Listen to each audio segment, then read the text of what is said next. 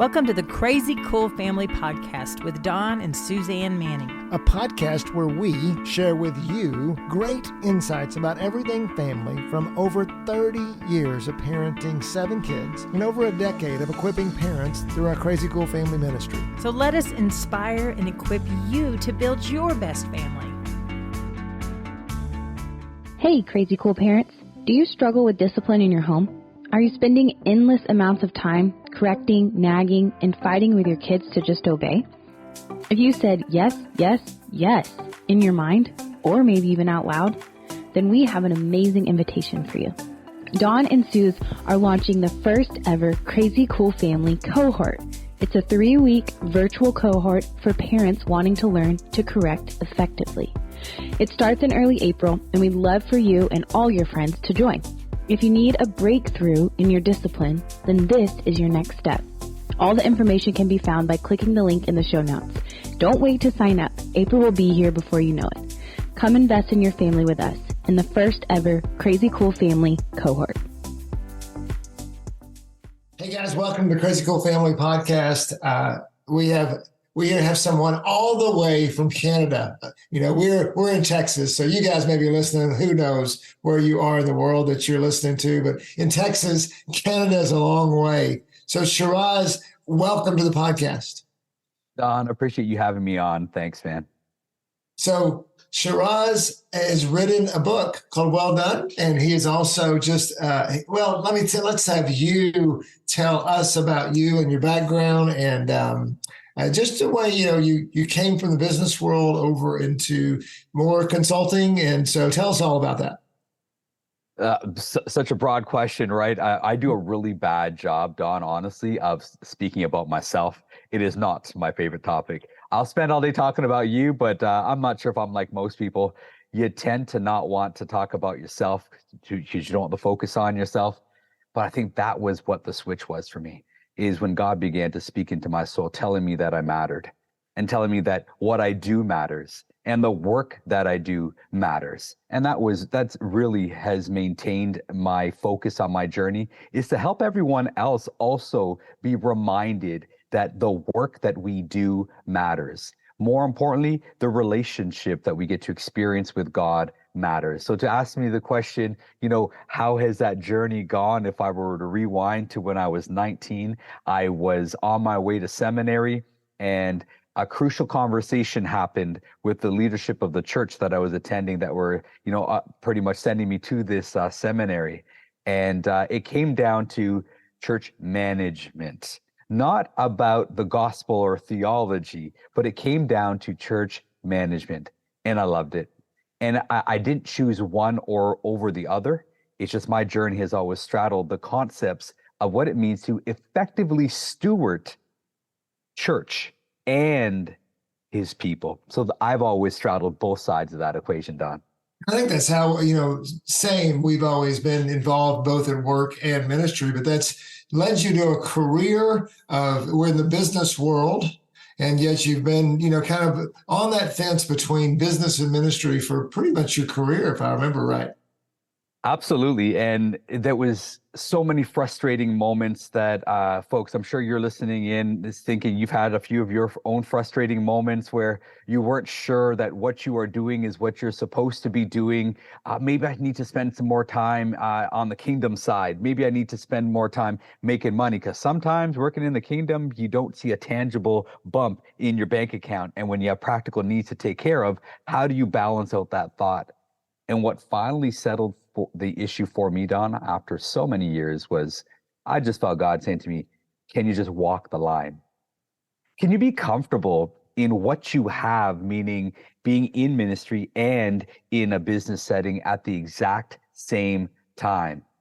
Can you just embrace the grace that you need for your unique race to stay in that middle? Hey, don't go too much corporate. Don't go too much kingdom. Stay in the balance. Bring the best of your corporate experience and knowledge from a infrastructure, from a structure perspective strategy. Bring that into the kingdom. But don't ever forget to bring the kingdom side into the corporate side. So that's kind of where my journey is staying right in the middle, being able to glean from both and introducing both to one another.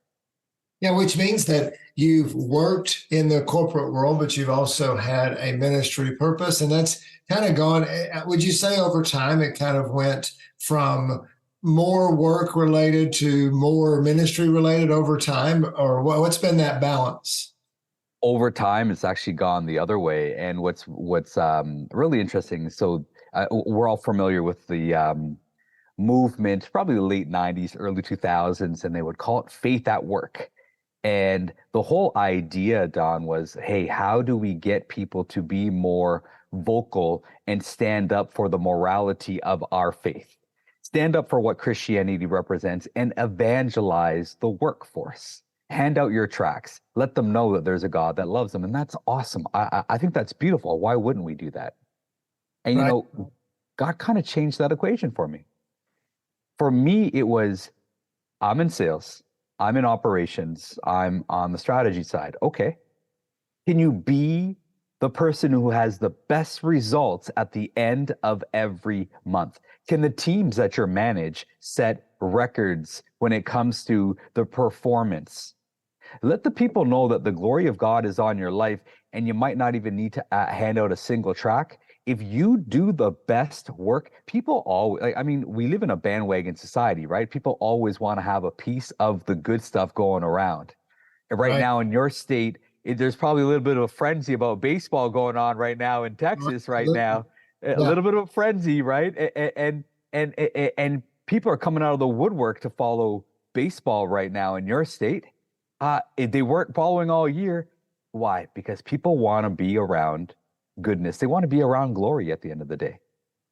And so why don't we focus on the kingdom by being the best accountant? And people are going to ask you, hey, how did you figure that out?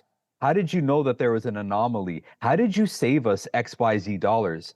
Wait, you're on the engineering side. Where did you get the inspiration for that design? People will ask you about your great work before they ask you about your great God, but your great work will always point them. If you can do your part, you can point them to your great God. So, how do you tell the guy or girl who is in their career and they say, yeah, but, it looks like the people who are in sales and succeeding are working a lot of hours. They're just, it's going to put my balance off, and I need to be in ministry and I need to be with my family. And so there's no way I can succeed in the business world. I love this. Yeah.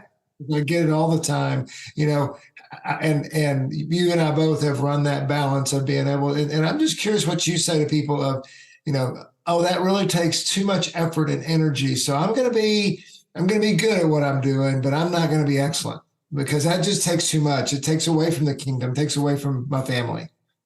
Oh man, so many different places I'd love to go with that. So I got to stay focused here. First of all, there are two things that you won't find in the Bible. One concept is work-life balance. It doesn't exist. Show me the person who is accomplished work-life balance. Just that thought, work-life balance. What are you trying to balance? Show me the balancing act that David went through. Show me the balancing act that Peter went through. No, you're all in, and there's a price that you're going to have to pay to get the goodness and the glory, no matter what you do. So when you have to put in extra hours as a salesperson, put in extra hours as a mechanic, put in extra hours as a doctor, you want to jump in the kingdom? All right, no problem. Do you know how many hours pastors are putting into their work on a weekly basis? I mean, if pastors have the capacity for 40 hours, you're looking at 70, 80 hours sometimes. It doesn't stop. The question that you need to answer is not how many hours, but how much do you want out of it? Well, then guess what? There's this equation. Whatever you want out, are you willing to put in? Or is God just supposed to kind of deliver it on a platter? Which one is it? And no matter what, talk about baseball. The amount of hour, everyone wants to be a baseball player. If you're an athlete and you're into baseball, perhaps that's something that you want to do. But are you willing to put in the work? Mm-hmm. That's one thought. The other thought here is in the universe, in the God-made natural formation of the entire universe, there's no such thing as a straight line. It doesn't exist. There will always be natural bends and curves and twists and plot twists. See, somebody challenged me on that. They said, hey, light is straight and it cuts through. And it was interesting. We oh yeah, that's a really neat thought. We jumped online, did some research real quick, and within less than 3.5 minutes, even light over time bends. There's no such thing as an A to B. There's no such thing as work-life balance. So what is it that you're after? Figure it out. I'll put it to you a different way. There's no discounts on eternity. Determine the price and set out to pay the full cost. And but so it's up to you. Yeah. So then, and you talk in your book a lot about succeeding at the wrong things. So really, would you parallel that? And as you look at this, you've studied this a lot and you have talked to a lot of people. You talk to a lot of people about these issues in life. So do you find that another factor is trying to figure out where your God-inspired purpose in life is so that you have something to pursue that's worthwhile? Yeah, I might fall into the first category. Or no, I'm more so in the second category. So there's some people that naturally numbers come to them easily. And there's other people who should never delete that calculator app off their phone. Don't do it. Don't do it. There's some people, well, art, they're really good at just naturally, they just can pick up a pen, a marker or something, a paintbrush, and they just create something that's so captivating. Right. There's a reason why I stopped at stick figures, because it just wasn't happening for me. And I think that if we were to step back, take stock, there are things that God has given all of us where results come easier for you than they do for other people.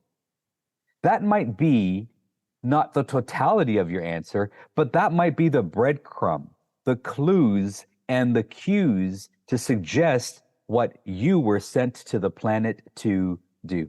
I don't know a single person personally who had that divine intervention where God just dropped into their middle of their afternoon at 2:32 p.m. and said, you will do this now. But I know a whole lot of giants that were figuring it out even with a blindfold on. But you know what they all had in common? They kept on stepping. They kept on moving because they had this assurance that all things work together for those who are in Christ, meaning even your mistakes will point you to the direction of your destiny because you stayed in motion. So my thought to anyone, hey, what am I born for? Okay. That might be wrapped up in your next step. Like, what do you enjoy doing? There's something in it because God has given you that joy in what you're doing. Yeah. And, you've got the Christian Business Harvest Network. And so you talk to a lot of professionals that are trying to figure that out. And I'm sure a lot of people who are, oh, wow, this isn't what I was born to do. I'm doing it for the money. I'm doing it because I've got to feed my family, those type things. And so what do you say to those people when, how do you direct them and how do they decide on that, kind of that money versus passion, that money versus passion question that everybody goes through? I think everyone who wrestles with that question, and I guess that means all of us qualify, everyone wrestles through, is this really what I want to be doing? Is this really what I was born for? Everybody wrestles with that. And is that really the scale, money on one side and passion on the other? I don't know if it's a linear, polar opposite, money or passion. But what I do know is that all of us have a purpose. Okay, great statement, Shiraz. How do you unpack that and figure that out? You're right, Don. I'm fortunate to be able to speak to a lot of different Christian leaders in kingdom and in business on a regular basis, because when you can begin to map out patterns between how people figured it out And so I'll share three things really quickly from a patterned perspective. One is they took responsibility to figure it out on themselves. They didn't put it on God. Yeah, I love that. Yeah, and before you go, I want to stop on that for just a second, because I tell parents a lot, own your own discipleship. Own your own journey, if you will. Stop having people waiting for somebody to tell you what to do. And so what I want to stop down on that, because I think it's super important, because 90% of people don't do that.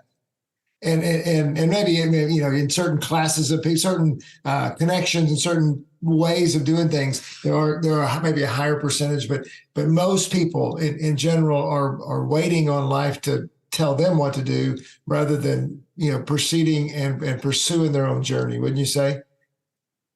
Absolutely. I think you and I would agree. We don't know what the percentages are, but you get a strong sense that, man, people are putting it on something else, or there's always a reason why they couldn't. If you look at Matthew 25, the parable of the talents, well, God, you're a hard person. That's why I couldn't do what I was supposed to do. And there's so many other examples of, well, because of you, I couldn't do me. Yeah, I don't know about that. So I'm with you 100%. And I wanted to ask, so you said three things, and so I interrupted at number one. What are the other two?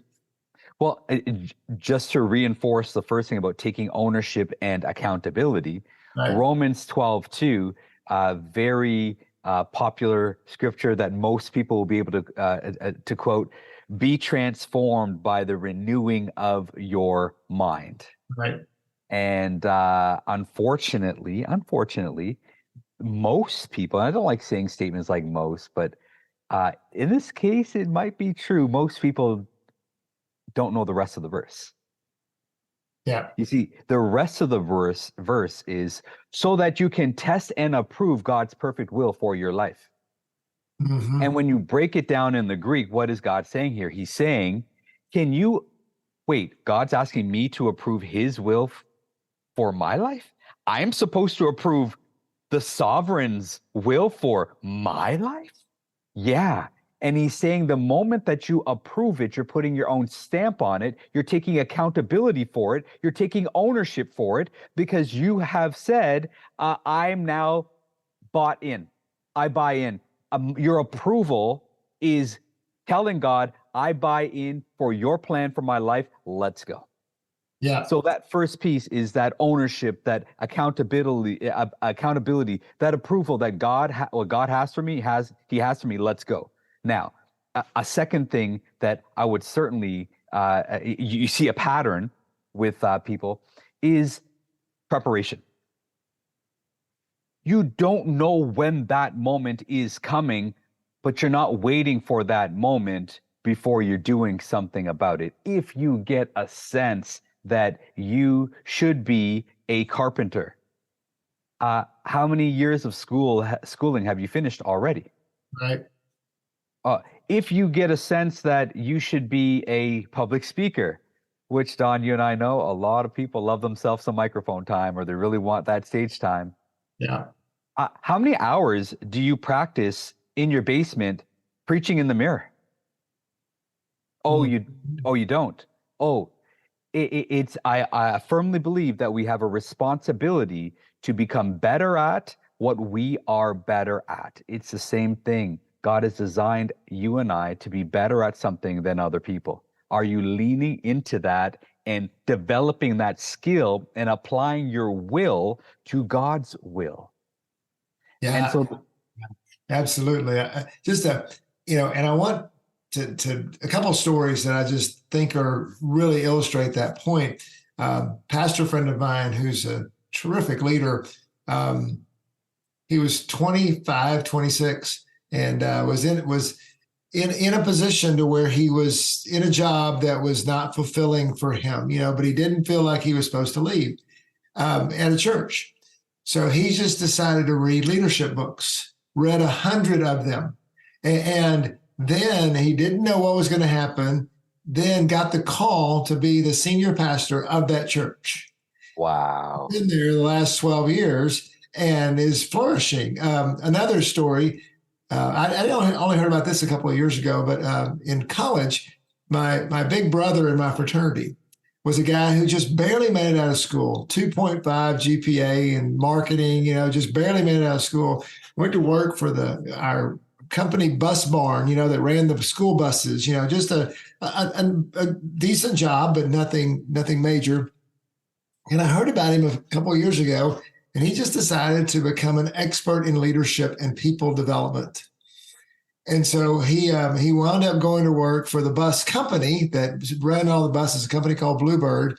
And did you know that today he just retired from being the CEO of a Fortune 500, a $7 billion Fortune 500 company, and lives up in the Wisconsin area, closer to you guys, and is on the board of the Green Bay Packers. So, I mean, he is a force, but he just to say one thing that he had in his life is he was very personable. And so, my friend that told me the story of my friend, had kept up with him, and he said, when I went to the plant, he worked for a company that was a big heavy equipment manufacturer, and he said he'd go to the plant, 1,600 employees there, and he knew every one of them. He knew. Wow. He knew their family, knew their story, and he used that. So he went from the 2.5 GPA, just barely made it out of college guy. He claimed his own purpose, and therefore now he just gave one of the largest gifts. This is public knowledge. So to our university that we went to here in the North Texas area, just gave one of the largest gifts to that university because he decided to do something. Both guys decided to take their strength and do something with it and go learn about it. So when the time came, they were ready. When the time came, they were ready. Yeah. I love that, Don. I mean, again, go Matthew 25. 10 virgins. 5 made it, 5 didn't. And the difference between the two? Preparation. Yeah, that's good. They had enough oil, right?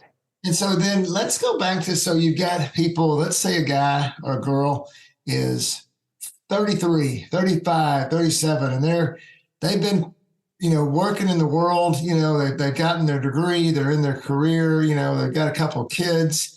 How do you know, I mean, what do you tell people, these leaders that are coming up, here's how you figure out what to prepare for? Mm-hmm. So are you prepared? Are you prepared for Jesus to come alongside and say, get out of the boat? See, that a perfect segue for that third element is willing to take a risk. And are you prepared? You're 33. You have a couple of kids out there, and great relationship with your spouse, and career is going okay, but you're unsatisfied. You know that there's more in your core to explore, but hey, what do I do, man? I might make things shaky for my family, and I have to secure them, right? Like, after all, the mortgage has to be paid. After all, little Johnny has to go to his baseball game. After all, little Martha has her, whatever she's into, a computer coding class, and she's going to build the next AI model. What do you make everybody happy and go to hell or heaven? And that's the choice and the weight of the responsibility that we can't in the middle of mediocrity, and it's kind of like lukewarm, neither hot nor cold. That's dangerous. It's a very dangerous place to stay when you know that you should be doing something and you're not willing to take a risk. Look, in this world, you will have trouble, but he said, take heart. And it's another word there for take heart is what he told Joshua 3 times in Joshua chapter 1. The word there also means courage.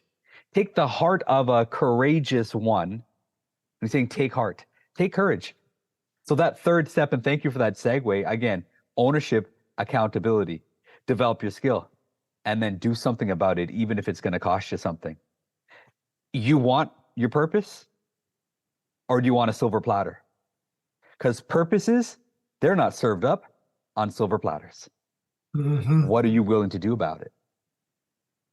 Yeah, it's one of the things I feel like is you look at people who have, now that I'm 59 years old, so I'm looking at my friends and people, and what you do over these last 30 years, you look back at what difference it's made for certain people, and you look at the people that have one. I think there is value in finding that niche, that purpose, and getting really good at something. I think one of the things and I want to hear what you have to say about that too. It feels like that people who have done things for a long time, they get better at them and they get more of the name and they do things more and they decide on and it really feels like too, the people who decided on a few things, that they didn't try to be so scattered and they were willing to take the risk and really, be the expert in things. What are your thoughts? I just gave you a few things. What are your thoughts as I'm looking back on my people that have been successful and those are themes that I've seen. Well, I alluded earlier to the fact that there's no straight lines in the universe, and Yes. I'm fortunate over the past, since the book release, well, really over the past maybe 6-8 weeks, I've been a guest on a lot of podcasts, a Mhm. lot, and this happened a couple of times where they wanted my 5-step plan to purpose. They wanted me to delineate and orchestrate the and then 2.0, 3, 4, 5B and just nail it down. I can't. And I won't. Because if it was formulaic, then more people would have done it. This is relational. This is God of the universe saying, son, daughter, come hang out with me. Come hang out with me and I will show you who you are. There's this word intimacy where you get to know somebody very closely. A definition that I've heard is, into me, you will see. You'll see what? Yourself. If we were made in his image, a reflection of him, I can't give you that 5-step. You're going to see it when you see yourself in your God. Now, how do I give you steps of that? I'm supposed to tell you, read your Bible more. Yeah. You're supposed to pray more. Yeah. Sometimes, watch this, Don. Sometimes the answer is not in what you don't know, but it's in what you already know. But will you take time to consolidate the knowledge and the revelation that you've already received about yourself? Because we're always in this constant battle of fresh manna. We want the next new shiny thing. This, that. Oh, I heard this preacher. I heard that pastor. Well, my small group leader said this. Great. But what has God already said? Because perhaps you're not getting clarity on your next step and step 2, because you haven't done anything with step 1. So my strong encouragement to everybody listening in, and if that's a place where you find yourself, okay, well, how do I? It's not what you don't know. I assure you, take pen to paper. Within 5 minutes, if you can block out all the noise and just focus for 5 minutes, you'll write down 3 or 4 things. Then it goes back to the same question. We have the courage to do something about it. Will you? It's not that far removed from you. Yeah, and I think that goes back to and one of the things my pastor says is just run the play. He says, and really that Love it. God won't give you the next revelation until you've already exercised on the revelation he's given you. But I also, going back to what I was saying is, it seems like, a lot of times what God says in those 5 minutes, I feel like, you were talking about, you said somewhere that, we have a responsibility to become better at what we are better at. Yeah. There's this passion that God, I feel like it becomes over time. What I've seen in people who have been down the road is it's intimacy, but God's thematic in nature. He has certain, like we are wired certain ways, and so over time, certain things will, and that's where I feel like that when people find out where God is wired them, and they start to study that and take risk in those areas, those are the people that have blown through so many different barriers. And that's what I mean by when I say, that it doesn't mean a formula. I totally agree with that, because intimacy means that, I always say that the path to success is never linear. And if you look back in 2 weeks, you'll feel like you're failing. But if you look back at a year, you'll see that you've been succeeding. Fantastic point, right? Time proves truth in all areas. If you feel that you've been eating well, in a year from now, just look down at your waistline. You'll know if you've been eating well. You feel like you're getting stronger? Just do a little one of these over a year. But if you look at it on a daily, you might lose your way for sure. That concept of intimacy, if we can touch on that a little bit more. The word in Matthew 7 and Matthew 25 is new. There's this judgment day scene, Don, where they've come to the Father, and they bottom line is for some of them, he says, "Depart from me, I knew you not." And said, "Lord, Lord, I did this, I did that." And God, he's stating clearly, what is he saying? I'm not interested in what you did. I'm interested in, did you get to know me? Wait, that qualifies you for eternity? Yes. Yes, it does. It's right there. He says, they say, "Lord, I did this and I did this great thing and I did this great thing." He's like, congrats, that's good. But you didn't get to know me. And there's 2 words there in the Hebrew. The word there would be yada, which is like an intimate love. But in the Greek, that word is gnosko. Gnosko is the highest form of intimacy that you can have. Interestingly enough, it's the same word used when it says, "And Adam knew Eve," meaning he lay down with her. It's the same word that says, "And Joseph knew Mary not," where they did not have that highest form of relationships. That's actually where we get the word gynecology from, is gnosko. So God is saying, hey, what's going to qualify you from eternity is the time that you spend with him. Yeah, and I love it. And you said this before, and I want to bring it back up because I think it will help us. That my wife says that intimacy means, well, we were talking about this in the context of marriage, is that he is into me, that he is that, and I think that's what you're saying is that God wants us to be into him and into knowing how to love him, to receiving his love, and out of that does flow your passions for life. That passion comes through connecting with the source of passion, so that we can understand, and God will reveal. And you just said, I want to bring like the 5 minutes that literally, just getting still and just listening. God, where are we going with this? And God will bring a revelation. He will. And then many times it's like, we don't know, sometimes we can talk to our close people about that. Hey, this is what I hear God saying. I do believe God speaks to others as well. And I think it will start to spin up in us. Oh, this is something. Okay, go back to God. Is this it? And it's okay too. Just Moses said, "Hey, God, I'm not the guy for this job." So often, don't you think that you also hear from people and say, when we hear that, a lot of times it's not something we would necessarily do, hey, let's go back to Egypt. Well, I don't speak very well, or we have all these excuses that happen, but many times those are where God has us. To me, the word ignorant is not a bad word. It simply means, I don't know what I don't know. That's all ignorance means. I just don't know what I don't know. And even when you don't know, will you still go? Even when you don't have it all figured out, will you still take a step of faith? Because that's the reality. If we're going to call this thing faith, even when there are missing parts in the formula, even when there's gaps in your knowledge, even when you don't understand half the equation because logic will get in the way, patterns will get in the way, the rhythms of life, the responsibilities of, hey, I can't break this. Will you still go even when you don't know?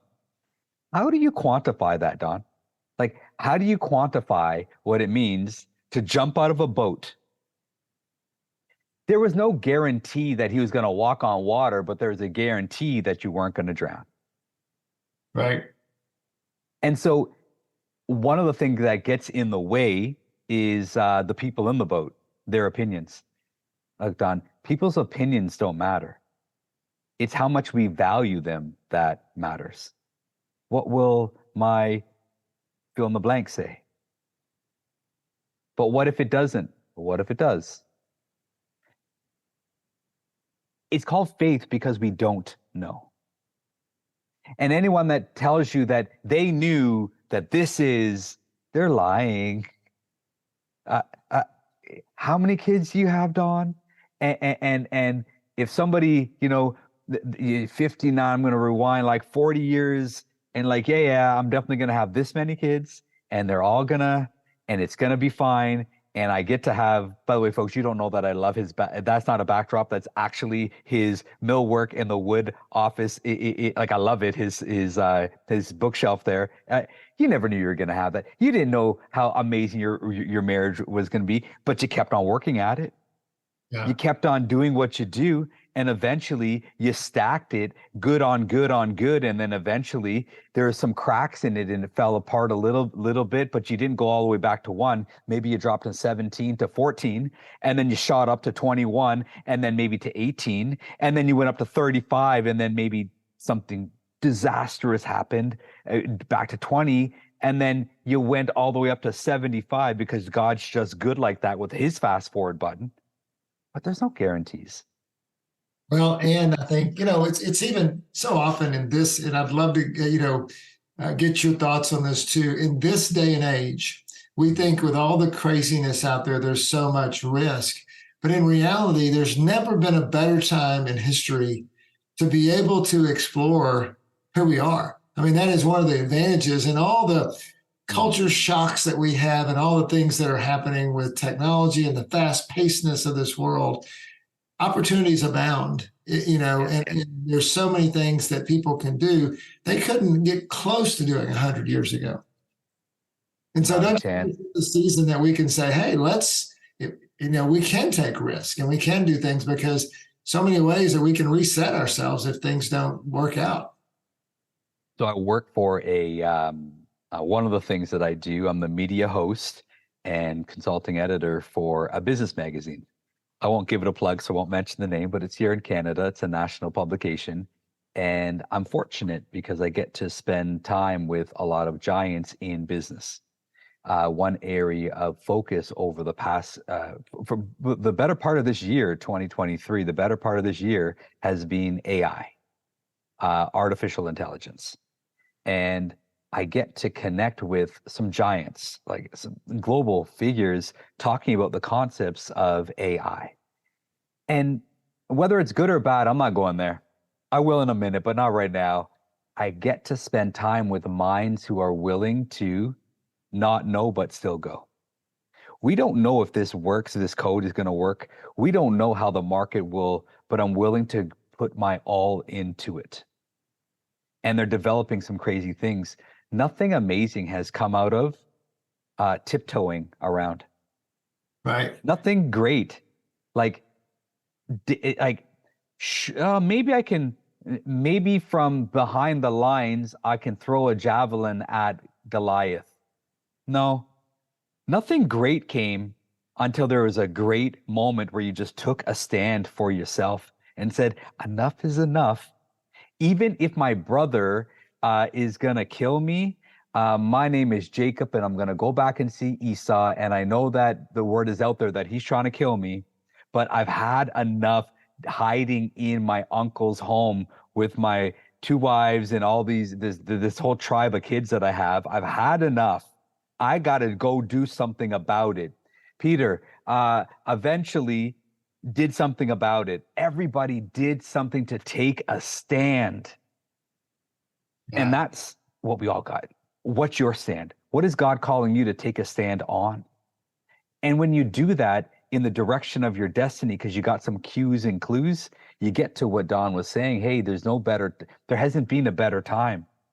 There are a lot of opportunities and access to resources to help you get to where you feel, in the places and spaces that you feel God has called you into. We are unlimited in our access to the resources and the knowledge to do things that we would really want to do. There's not a single course that you can't train for free on YouTube. There's so much on LinkedIn. There's so much information. But are you going to make the sacrifice to make it happen? And that's where we hold the responsibility. Yeah, so much wisdom here. Just, overall theme here is really summarized in your book. Well done. A passionate pursuit of purpose. And said so many things today. So I know you don't like to plug yourself, but we're going to go ahead and do that. So let's know, how can people know more about you, or know more, buy your book, connect with you to get more insight into pursuing a life of purpose biblically, relationally, intimacy with God wise? Amazon, if you were to just simply Google "well done," my name, Shiraz Siddique, or just Shiraz, it'll pop up on Amazon. You can get the book there. It's available at our at the book site, which is welldonebook.info. Again, that's welldonebook.info. That's another place. But look, folks, if you want to connect, and this is something that you want to chat through a little bit more, there's a group of people that get together on a Zoom call at 7 p.m. EST every Thursday night through an organization called CBHN, the Christian Business Harvest Network. And this is what we're doing. We're exploring ways of impregnating our work with more of God on a daily basis. It's just a time where we get together for about an hour and chat through concepts that we're all struggling through, whether it's skill set like marketing, or if it's the book of Jeremiah. It's just a great place where career-oriented and business owners get together and again, just wrestle through the word of the Lord. But don't come if you're not afraid to be challenged.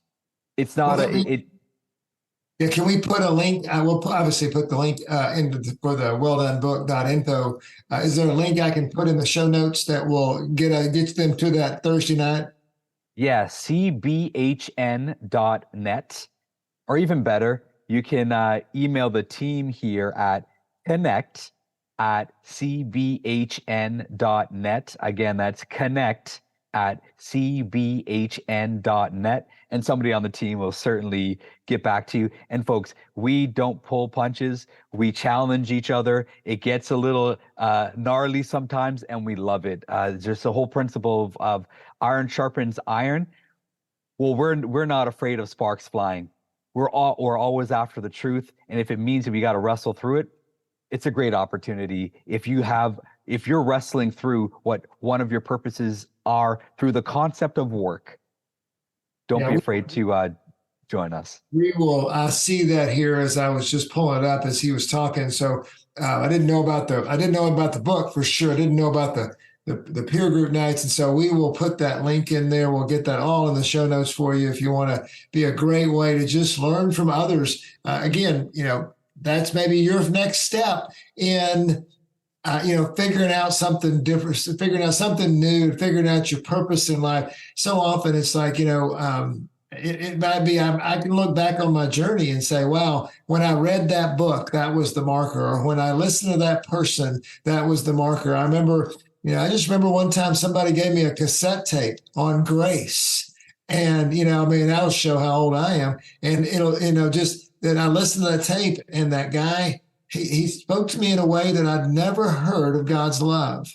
And it was the beginning of a journey towards the fulfillment of grace in my life. And so you just never know where it's going to come from. But the reason it's going to happen is because you're going to reach out and go get it.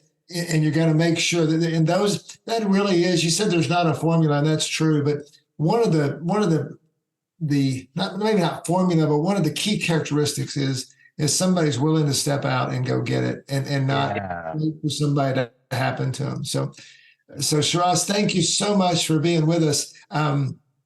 Love what you're doing and love, what is going on. One of the things as we talk, I totally forgot about this till now, but one of the things I would love for us to finish with, just a few minutes, you're in Canada and we are in Texas. We're in the Bible Belt.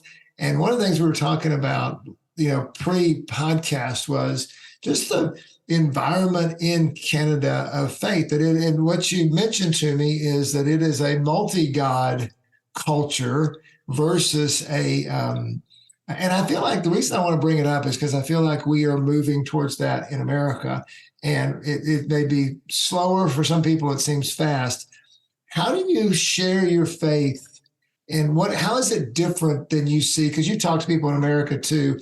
How is explaining and sharing your faith in the world, in your workplace, different in Canada because of that multi-God background?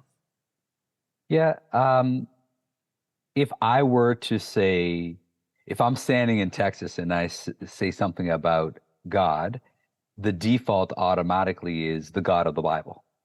And so by default, if you're talking about something about, who God is, everyone's thinking about the God of the Bible in Canada and the GTA, the Greater Toronto Area, which is different. When you say God, I mean, like, whose God you talking about? Is it the Muslim God? Is it the Hindu gods? Because they have their whole roster of gods. Is it the Sikh God? Wait, is it Buddha? And so there isn't a default here. So the need to be more, to bring clarity to the conversation is illuminated on a regular basis. And so inclusivity in Canada means you are allowed to talk about other religions, but if you talk about Christianity, you're being naughty. Christianity is completely under attack in Canada. It's okay to be be a part of any other religion. There's a politician in Vancouver, some controversy happened, and she said on public record, she said, somebody had set a fire at a Catholic church. And she said, we should burn them all down. A politician in Vancouver said this. Wow. We should burn them all down. All she had to do was apologize, and that was the end of the conversation. No blowback, no nothing. But if you were to say something about, we have a law in Canada called Islamophobia. Legally, you cannot say anything negative about Islam. But you can say, let's burn down a church. As long as you apologize. Apparently. Yeah, wow. So that's the environment that we live in here in Canada. You all will call it political correctness or leaning to the left or leaning to the right or here it's just on a different level. In the States, when people are protesting in the public square, it might still mean something. Here, it's cute. Oh, a few hundred people got together. Oh, that's so cute. Let me pinch your cheek. There isn't the power of the people here. We don't have the power of people. What we have is the power of political correctness. And you have to align with political correctness or you will be cut off. As you're probably aware, for example, if someone in your office demands that you use a certain pronoun and you don't, you could be fired from your job. That's our world. You can be fired from your job. That has nothing to do with the conversation about if it's right or wrong, certain lifestyles. That's not the point. The point is we are demanding and commanding legally that you must accept it. Even if it cuts your own belief system, you must believe what they believe, even if it cuts your own belief system, because your belief system as a Christian doesn't matter. That's the environment that we live in. And that's the reality. But he's still on the throne. And he's still doing good things and he's still loving his people. There's still opportunities on a daily basis to be able to celebrate the goodness of God in the land of the living and say, hey, he's on my side and he is for me. And as long as he's for me, it doesn't matter. But the days of persecution, they're already here. Okay. Last thing, Don, I know we've been chatting for a long time. Daniel was told, hey, for the next X period, nobody can worship their own God, but you have to bow at certain times to the statue and towards the king. You have to be quiet and silent about your religion. Those are the days that we're living in right now here in Canada. And in some ways, shapes, and forms in certain arenas, it's the exact same thing in the States, where you can't talk about Christianity, but you can talk about a whole lot of other things. Be quiet about your own faith. Don't push it on me anymore. Don't do it. But other agendas are being pushed and promoted, but you have to stay quiet. Well, so and I want to end with that because I just feel like that I feel it coming. And really what's going to happen, I think, in the U.S. is our children will face it. And so what are we doing? So we're in the family ministry. So I kind of end with telling parents, what are we doing to prepare our kids for the different world for mainly for us and maybe for, maybe the parents that we're serving today. Technology may have been that change that we didn't know. I always say that we are immigrants and our children are citizens of technology, and really the parents today are immigrants of a world in which it's wrong to be a Christian. And our children will be immersed in that world. And so how are we going to train them to fight the battles? Because the battle is going to have to be fought at a different level than it is today. And I just want to wake up people to that. Canada, Europe, and Canada is part of Europe, in my opinion, and the way they've gone, politically, things in many ways is kind of a representation of where we will be in 20 years. Because we've tended to follow that mindset, and it's just going to be a different world. And so I think as parents, we need to be preparing our parents now. As grandparents, for us, we need to be preparing our kids. And you guys are an example of that, of where a different environment and not that it can't change. Revival could happen. There's so many things that could happen, and God absolutely. It might change, but it looks like that's where it's going right now. The one thing that I will say on behalf of Canadians, thank you for the political theater, because y'all are entertaining, man, in the way that you deliver politics. I mean, the past few leaders that you've had, and the one who falls asleep all the time that you have right now, and even the leaders in Texas, man, it is just great entertainment for us here to watch it all. My goodness, it's embarrassing theater in many ways, but it's it's interesting how polarized. In our country, it really has come to polarization, and so that's where that's what we're dealing with today. And it's interesting how I feel like. Some Christians have decided, we're not going to be pushed into the shadows anymore. We're going to stand up and have a voice. Yeah. Hopefully, and I think what we've learned from it, I hope, is it's not a voice of anger and you're wrong and all that, but it's a voice of, this is what we believe. And I think if anything that's come out of it, and this is just me randomly talking right now, so, just don't put a lot of stock in it or whatever. But I mean, it's like, but it's not something I really thought through. But I think that what's happened is that people have said, hey, the angry rhetoric is wrong, but standing up for our beliefs are right. Just like we tell parents, you can be firm without being angry. And so we can stand up for what we believe and say, this is what we believe to be true. And this is what we're going to represent. This is how we're going to walk in our lives without being so condemning to others, And so, and I think that new voice is coming out. That is a voice of love and grace and hope and repentance. But yet still following a lifestyle that Jesus says, he said, hey, be perfect as I'm perfect, have a standard, have purity, all these things. And it all goes together in a great rhetoric, if you will, rather than the angry, Which really is what made, in so many ways, made people not like us anyway, because it was deserved in some way. So many different places we can go with that. But I ain't touch. Yeah, whole conversation. that is a whole other conversation. I'm hoping we can do it offline because, yeah. And Don, I really appreciate you taking the time and making the time to hang out and have this conversation. Bless you and bless everybody for tuning in today. At the end of the day, what matters is that you get what you're searching for. When we hear seek and you will find, ask and you will receive, knock and the door shall be open.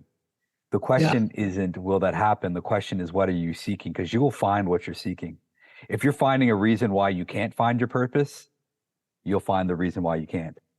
But if you start asking a different question, and if you change the equation, because the Bible says seek and you'll find, but what are you seeking? If you're really seeking and you want to figure out a way to get it, you'll figure out a way to get it. And I bless you in that. I agree. And that's why I wanted to have you on, is that I just love I love the book. I love your attitude towards helping the people in our audience find that purpose in life and not get run over by the world. So thank you for your time. And as always, parents, go be crazy, crazycoolfamily.com.